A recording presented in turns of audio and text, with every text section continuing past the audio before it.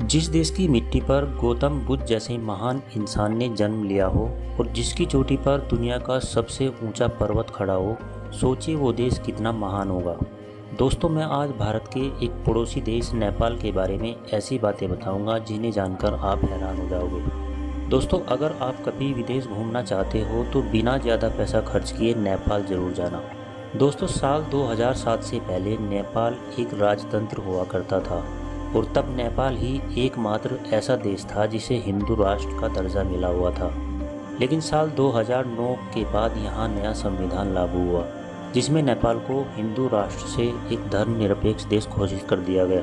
दोस्तों, नेपाल की राजधानी काठमांडू को सिटी ऑफ ग्लोरी भी कहा जाता है। भारत के निवासी नेपाल बिना वीज़ा के ही जा सकते हैं और नेपाल के निवासी भी भारत में आकर अपना काम कर सकते हैं। दोस्तों, गौतम बुद्ध नेपाल के लुम्बानी में जन्मे थे और इस बात को सारी दुनिया मानती है।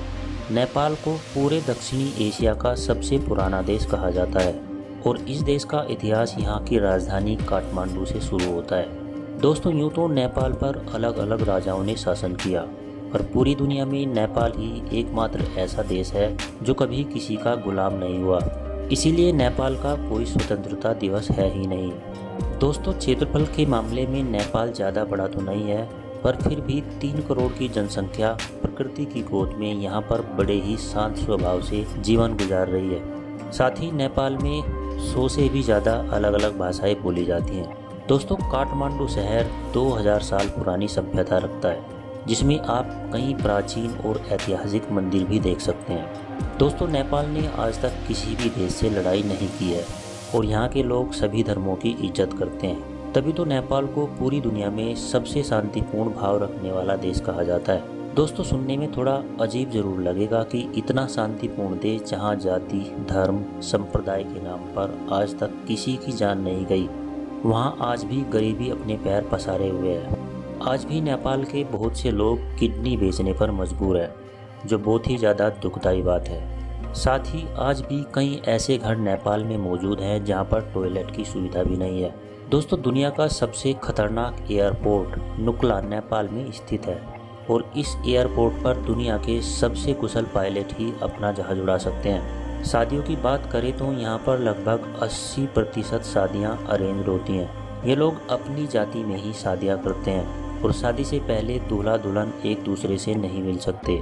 दोस्तों, अगर नेपाल की साक्षरता दर की बात की जाए तो नेपाल में साक्षरता दर 65% है। दोस्तों, नेपाल अपने हेल्थ केयर पर सबसे कम बजट रखता है, इसीलिए स्वास्थ्य व्यवस्था यहाँ पर ज़्यादा ठीक नहीं है। दोस्तों, अगर नेपाल सिर्फ अपने पानी का इस्तेमाल करके हाइड्रो प्लांट या बिजली पैदा करने में आगे बढ़े तो नेपाल में यकीनन गरीबी कम हो सकती है। और दोस्तों, ये बात मैं ऐसे ही नहीं कर रहा, क्योंकि नेपाल पानी संरक्षण के मामले में पूरी दुनिया में दूसरे नंबर पर आता है। दोस्तों, कितने सारे भारतीय लोग भी विदेश में जाकर पैसा डॉलर के रूप में खर्च करके आते हैं। रूस चले जाएंगे, अमेरिका चले जाएंगे, लंदन चले जाएंगे, पर नेपाल नहीं जाते। दोस्तों, नेपाल में भारत का 1 रुपया 1.75 रुपये हो जाता है। भारतीयों को न तो पासपोर्ट चाहिए और ना ही वीज़ा। ट्रेन पकड़िए या फिर जहाज़ का टिकट खरीदिए और पहुंच जाइए हिमालय की गोद में बसे नेपाल में। दोस्तों, नेपाल में गोरखा जाति के लोगों को काफ़ी निडर माना जाता है और उन्हें भारतीय आर्मी में भी जगह मिलती है। दोस्तों, जब नेपाल के लोग भारतीय सीमा पर तैनात होंगे तो ये बात साफ है कि भारत और नेपाल के रिश्ते बहुत अच्छे होंगे। दोस्तों, भविष्य में इस खूबसूरत देश का विजिट जरूर करना। वर्ल्ड के सबसे छोटे इंसान का रिकॉर्ड चंदर बहादुर के नाम है और ये आदमी नेपाल का ही रहने वाला है। दोस्तों, मई 2017 तक नेपाल का नेशनल गेम गिल्ली डंडा था, लेकिन 23 मई 2017 को नेपाल ने अपने नेशनल गेम को बदलकर वॉलीबॉल कर दिया।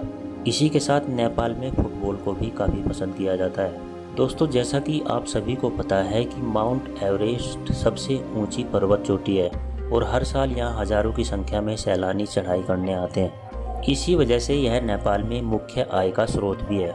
दोस्तों, नेपाल का झंडा दुनिया में सबसे अलग है, क्योंकि आमतौर पर हर देश का फ्लैग स्क्वायर या रेक्टेंगल शेप में होता है, लेकिन नेपाल के झंडे को 2 ट्रायंगल को मिलाकर बनाया गया है जो हिमालय की चोटियों को दर्शाता है। साथ ही लाल रंग बहादुरी और नीला रंग शांति को दर्शाता है। तो दोस्तों, नेपाल की ये वीडियो यदि आपको अच्छी लगी हो तो इसे लाइक करें, दोस्तों के साथ शेयर करें और हमारे चैनल को सब्सक्राइब जरूर कर दें। ये वीडियो देखने के लिए आपका बहुत बहुत धन्यवाद।